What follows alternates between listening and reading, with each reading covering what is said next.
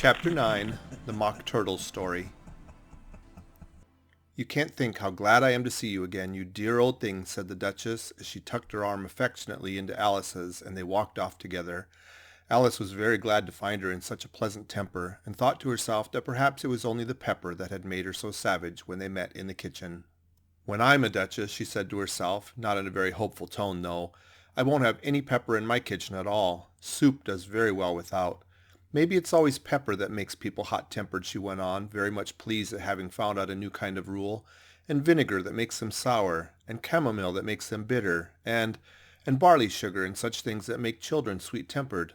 I only wish people knew that, then they wouldn't be so stingy about it, you know." She had quite forgotten the Duchess by this time, and was a little startled when she heard her voice close to her ear. "You're thinking about something, my dear, and that makes you forget to talk. I can't tell you just now what the moral of that is, but I shall remember it in a bit." "Perhaps it hasn't one," Alice ventured to remark. "Tut, tut, child," said the Duchess. "Everything's got a moral, if only you can find it." And she squeezed herself up closer to Alice's side as she spoke. Alice did not much like keeping so close to her, first because the Duchess was very ugly, and secondly because she was exactly the right height to rest her chin upon Alice's shoulder, and it was an uncomfortably sharp chin. However, she did not like to be rude, so she bore it as well as she could. "The game's going on rather better now," she said, by way of keeping up the conversation a little. "'Tis so," said the Duchess, "and the moral of that is, oh, 'tis love. 'Tis love that makes the world go round." "Somebody said," Alice whispered, "that it's done by everybody minding their own business." "Ah, well, it means much the same thing," said the Duchess, digging her sharp little chin into Alice's shoulder as she added, "and the moral of that is, take care of the scents, and the sounds will take care of themselves." How fond she is of finding morals in things, Alice thought to herself. "I dare say you're wondering why I don't put my arm around your waist," the Duchess said after a pause. "The reason is that I'm doubtful about the temper of your flamingo. Shall I try the experiment?" "He might bite," Alice cautiously replied, not feeling at all anxious to have the experiment tried. "Very true," said the Duchess. "Flamingos and mustard both bite, and the moral of that is, birds of a feather flock together." "Only mustard isn't a bird," Alice remarked. "Right as usual," said the Duchess. "What a clear way you have of putting things." "It's a mineral, I think," said Alice. "Of course it is," said the Duchess, who seemed ready to agree to everything that Alice said. "There's a large mustard mine near here, and the moral of that is, the more there is of mine, the less there is of yours." "Oh, I know," exclaimed Alice, who had not attended to this last remark. "It's a vegetable. It doesn't look like one, but it is." "I quite agree with you," said the Duchess, "and the moral of that is, be what you would seem to be, or if you'd like to put it more simply, never imagine yourself not to be otherwise than what it might appear to others that what you were or might have been was not otherwise than what you had been would have appeared to them to be otherwise." "I think I should understand that better," Alice said very politely, "if I had it written down, but I can't quite follow it as you say it." "That's nothing to what I could say if I chose," the Duchess replied in a pleased tone. "Pray don't trouble yourself to say it any longer than that," said Alice. "Oh, don't talk about trouble," said the Duchess. "I make you a present of everything I've said as yet."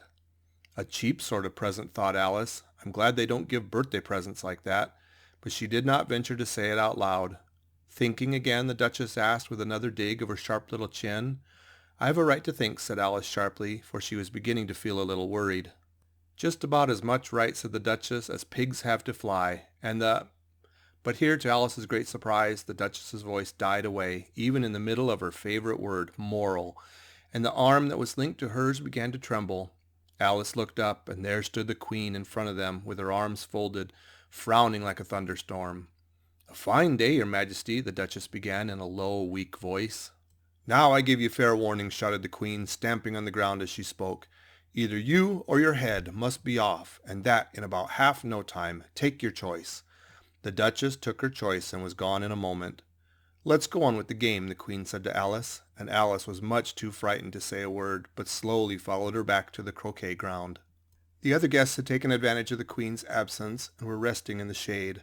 However, the moment they saw her, they hurried back to the game, the Queen merely remarking that a moment's delay would cost them their lives. All the time they were playing, the Queen never left off quarreling with the other players and shouting, "Off with his head," or "Off with her head." Those whom she sentenced were taken into custody by the soldiers, who of course had to leave off being arches to do this, so that by the end of half an hour or so there were no arches left, and all the players except the king, the queen, and Alice were in custody and under sentence of execution. Then the queen left off, quite out of breath, and said to Alice, "Have you seen the mock turtle yet?" "No," said Alice. "I don't even know what a mock turtle is." "It's the thing mock turtle soup is made from," said the queen.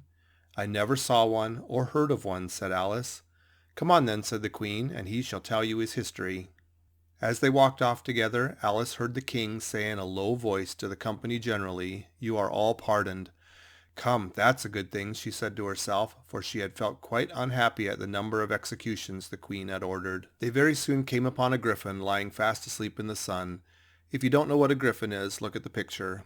"Up, lazy thing," said the queen, "and take this young lady to see the mock turtle and to hear his history. I must go back and see after some executions I have ordered." And she walked off, leaving Alice alone with the gryphon. Alice did not quite like the look of the creature, but on the whole she thought it would be quite as safe to stay with it as to go after that savage queen, so she waited. The gryphon sat up and rubbed its eyes. Then it watched the queen until she was out of sight. Then it chuckled. "What fun," said the gryphon, half to itself, half to Alice. "What is the fun?" said Alice. "Why, she," said the gryphon. "It's all her fancy, that. They never execute nobody, you know. Come on." "Everybody says come on here," thought Alice as she went slowly after it. "I never was so ordered about in all my life. Never." They had not gone far before they saw the mock turtle in the distance, sitting sad and lonely on a little ledge of rock, and as they came nearer, Alice could hear him sighing as if his heart would break. She pitied him deeply. "What is his sorrow?" she asked the gryphon, and the gryphon answered, very nearly in the same words as before, "It's all his fancy, that. He hasn't got no sorrow, you know. Come on." So they went up to the mock turtle, who looked at them with large eyes full of tears, but said nothing. "This here young lady," said the gryphon, "she wants for to know your history, she do."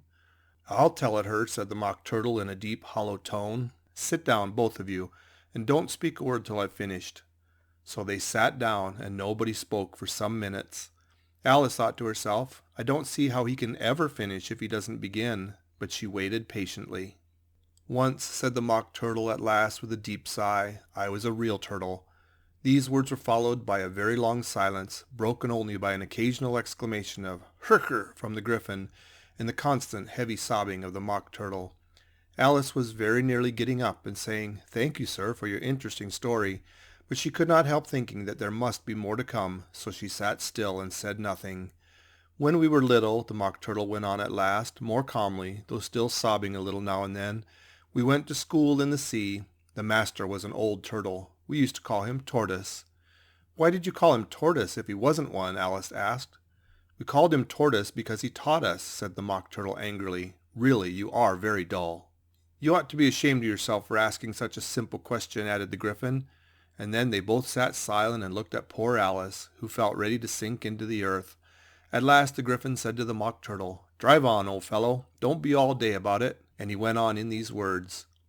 "Yes, we went to school in the sea, though you mayn't believe it." "I never said I didn't," interrupted Alice. "You did," said the mock turtle. "Hold your tongue," added the gryphon before Alice could speak again. The mock turtle went on. "We had the best of educations. In fact, we went to school every day." "I've been to a day school too," said Alice. "You needn't be so proud as all that." "With extras?" asked the mock turtle a little anxiously. "Yes," said Alice. "We learned French and music." "And washing?" said the mock turtle. "Certainly not," said Alice indignantly. "Ah, then yours wasn't a really good school," said the mock turtle in a tone of great relief. Now at ours they had at the end of the bill, French, music, and washing, extra. "You couldn't have wanted it much," said Alice, living at the bottom of the sea. "I couldn't afford to learn it," said the mock turtle with a sigh. "I only took the regular course." "What was that?" inquired Alice. "Reeling and writhing, of course, to begin with," the mock turtle replied, "and then the different branches of arithmetic, ambition, distraction, uglification, and derision." "I never heard of uglification," Alice ventured to say. "What is it?" The gryphon lifted up both its paws in surprise.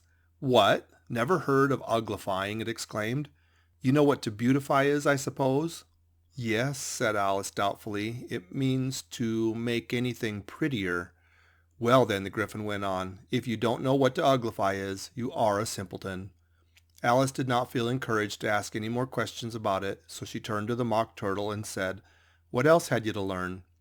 "Well, there was mystery," the Mock Turtle replied, counting off the subjects on his flappers. "Mystery, ancient and modern, with seaography, then drawling. The drawling master was an old congaril that used to come once a week. He taught us drawling, stretching, and fainting in coils." "What was that like?" said Alice. "Well, I can't show it you myself," the Mock Turtle said. "I'm too stiff, and the Gryphon never learnt it." "Hadn't time," said the Gryphon. "I went to the classics master, though. He was an old crab, he was." "I never went to him," the Mock Turtle said with a sigh. "He taught laughing and grief, they used to say." "So he did, so he did," said the Gryphon, sighing in his turn, and both creatures hid their faces in their paws. "And how many hours a day did you do lessons?" said Alice in a hurry to change the subject. 10 hours the first day," said the Mock Turtle, 9 the next, and so on. "What a curious plan!" exclaimed Alice. "That's the reason they're called lessons," the Gryphon remarked, "because they lessen from day to day." This was quite a new idea to Alice, and she thought it over a little before she made her next remark. "Then the 11th day must have been a holiday?" "Of course it was," said the Mock Turtle. "And how did you manage on the 12th?" Alice went on eagerly. "That's enough about lessons," the Gryphon interrupted in a very decided tone. "Tell her something about the games now."